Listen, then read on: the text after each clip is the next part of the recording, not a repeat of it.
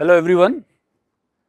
So now I'll be presenting you the analysis of mathematics paper which was held on 3rd of October 2021 of JEE Advanced. So in this analysis I'll let you know that what were the topics which were covered, what was the relative weightage of those topics and also the relative toughness of this particular paper. Okay. So here you have a screen, you can see this screen. तो इसमें अगर हम देखें यहाँ पर तो पहले मैं इस पर जाना चाहूँगा कि 11th और 12th का कितना वेटेज था इस पेपर में। तो 11th और 12th का अगर हम यहाँ पर देखें तो you can see from here that there were total of 38 questions in mathematics which were asked in 2 papers, 19 questions each paper, in which in out of class 11th syllabus जो हम एक तरह से सीबीएसई को नॉर्म लेकर चलते हैं, तो उसमें क्लास 11th के सिलेबस के 18 क्वेश्चंस थे, 18, which had a weightage of 56 marks, okay, and class 12th were 20 questions which had weightage of 64 marks out of 120. So you can see that it was more or less similar, class 11th and class 12th, slightly more questions of class 12th were being asked, and you can see that weightage wise, marks weightage wise, it was 47% and 53% of class 11th and class 12th. So basically this is very important that class 11 should also be paid equal attention. Many times the student, when they come for preparation, due to certain reasons they may not be able to focus that much on class 11, but that is equally important because nearly 50% weightage was for class 11 and another 50% was for class 12th. So that was the overall weightage of the paper. Now let me come to the slightly microscopic details of this particular paper. So if we look at this one, then as we always say that mathematics में there are 4 important chapters जिस पे से questions आते ही आते हैं, काफ़ी आते हैं, वो है definite integral, matrices, probability और आपका ये coordinate geometry, ठीक है, definite integral, matrices, probability, vectors और coordinate geometry. तो इन 4 टॉपिक्स और coordinate geometry तो एक तरह से एक ओवरऑल एक बिगर अम्ब्रेला हो गया। इसका अगर आप देखो तो काफी वेटेज है जो कि हम हर साल देख रहे हैं पेपर्स में ये वेटेज आता है। आज भी अगर हम इस पेपर का एनालिसिस करें तो इन चैप्टर्स के वेटेजेस ज्यादा हैं, ठीक है। You can see from this slide that complex number के 2 सवाल आए थे जो कि नॉर्मली कॉम्प्लेक्स नंबर में 1 या 2 सवाल ही आते हैं, तो that was along the expected line. Coordinate geometry जिसमें circles, ellipse, parabola, straight lines, hyperbola वगैरह ये चैप्टर्स इंक्लूड होते हैं, उसका अगर आप देखो तो 21% मार्क्स का वेटेज था। 25 नंबर के सवाल थे कोऑर्डिनेट ज्योमेट्री के जो कि रिलेटिवली स्कोरिंग टॉपिक्स रहते हैं।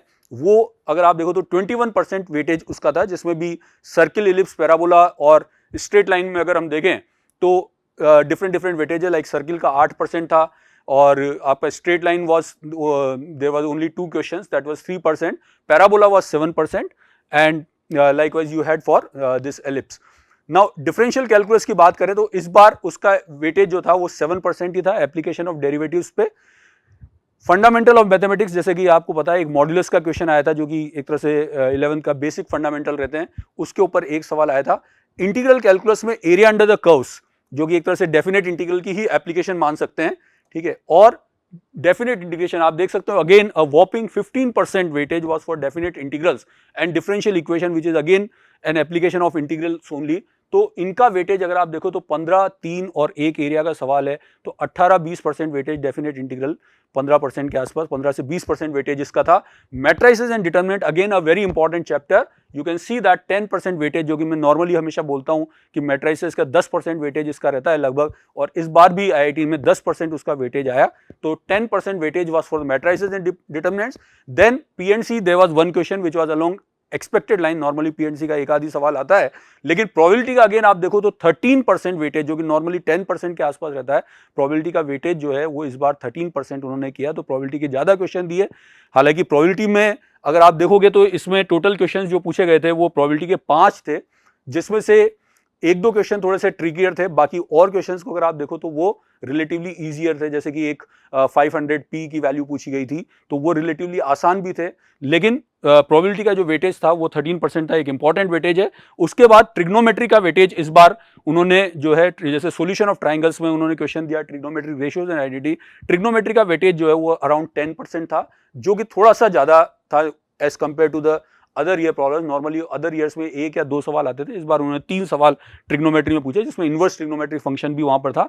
वेक्टर्स और 3D में 7% वेटेज आया। नॉर्मली हम एक्सपेक्ट करते हैं कि अराउंड 10% इसका वेटेज रहता है, लेकिन इस बार 7% आया, तो वो एक आध सवाल थोड़ा बहुत ये रहता है, but it was along more or less on the similar lines as we had expected. So this was the paper pattern of the analysis of the 38 questions which were being asked in this particular thing. Now let me come to the difficulty level of this particular paper. ठीक है, तो मेरा personally ये मानना है कि पिछले कुछ सालों में this particular paper was on a tougher side in IIT, लेकिन यहाँ पर जब मैं एनालिसिस कर रहा हूँ इसमें, तो I'll see that how many questions were of easy category, how many were of moderate category, and how many were of difficult category, tough category I'll say. Now इसमें कुछ सवाल ऐसे थे जो moderate level पे मैंने लिए हैं, लेकिन एक्चुअली में वो easy थे। moderate इसलिए लिए हैं क्योंकि उसमें थोड़ा सा टाइम जो है as expected was slightly more।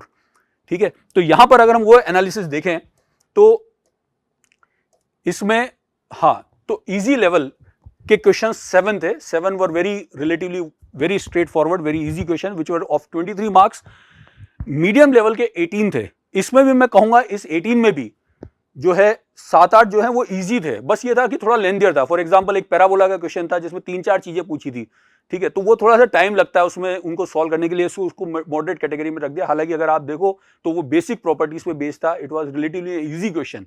लेकिन स्टूडेंट्स अगर फोकस करें, अपना टाइम सही जगह पे लगाएं, तो ये जो मॉडरेट क्वेश्चंस हैं, मीडियम लेवल के क्वेश्चंस हैं, इनमें से इजीली करीब 8-9 क्वेश्चंस जो थे वो इजी कैटेगरी के थे। लेकिन मैं ये मान रहा हूं कि स्टूडेंट सारे क्वेश्चंस पे टाइम लगा रहा है, तो उसको इसमें टाइम लग रहा है। उस हिसाब से ये कहा जा सकता है कि ये मीडियम लेवल की डिफिकल्टी थी, so only because of time. And yes, difficult level के क्वेश्चंस अगर आप देखें तो 13 क्वेश्चंस जो कि relatively out of 38 it was 43 marks, यानी कि 120 में से 43 मार्क्स। ठीक है, that you can see around 35%। ठीक है, वो जो पेपर था वो थोड़ा सा टफर साइड पे था। तो इसीलिए मैं कह रहा हूं कि पिछले कुछ सालों में ये पेपर जो है वो टफर साइड पे था, लेकिन बेस्ट पार्ट ये थी कि टफ जो क्वेश्चंस थे वो दिख रहे थे कि ये थोड़े से रिलेटिवली टफर साइड में है। तो वो स्टूडेंट्स ने इसमें रिलेटिवली बेटर परफॉर्म किया होगा, जिनकी जो हम कंटिन्यूसली क्लास में भी बोलते रहते हैं कि you should pay attention to what you have to do first, you should pay your attention to that. और जो टफ चीजें हैं उनको लास्ट में करें। अगर आप सेलेक्टिव रहते और इसमें इजी क्वेश्चंस को या मॉडरेट लेवल के क्वेश्चंस पे ज़्यादा टाइम डिवोट करते तो probably the scoring would have been more better, जो भी स्टूडेंट्स की आएगी उससे। लेकिन ठीक है, ये एग्जाम का प्रेशर रहता है, एग्जाम की चीज़ रहती है, इसलिए आइडियल सिचुएशन को हम नहीं एक्सपेक्ट कर सकते। लेकिन this was the overall toughness level. तो अगर उसको हम देखें तो out of 3 we give this as a score of 2.17 on a toughness level, which I believe is on a tougher side. IIT का हालांकि considering all this pandemic time and all these things, this particular paper I believe was relatively on a tougher side as compared to what was normally expected in these times. But nevertheless, it is a relative grading. Everyone is on the same footing. और यही है कि ये IIT का paper हमेशा आपका perseverance test करता है, आपके पेशेंस टेस्ट करता है, और आपकी और भी स्किल्स टेस्ट करता है, not only of knowledge but how you are able to face the paper environment situation and exam situation, and कैसे आप वहाँ पर अपने रिस्पॉन्स को एडजस्ट करके और बेस्ट पॉसिबल तरीके से पेपर दे सकते हैं। वही इस पेपर में देखने को मिलेगा और स्टूडेंट्स का उस हिसाब से परफॉर्मेंस होगी। तो this was the analysis of mathematics paper. I hope that this would have given you an overall insight of the paper. Thank you so much.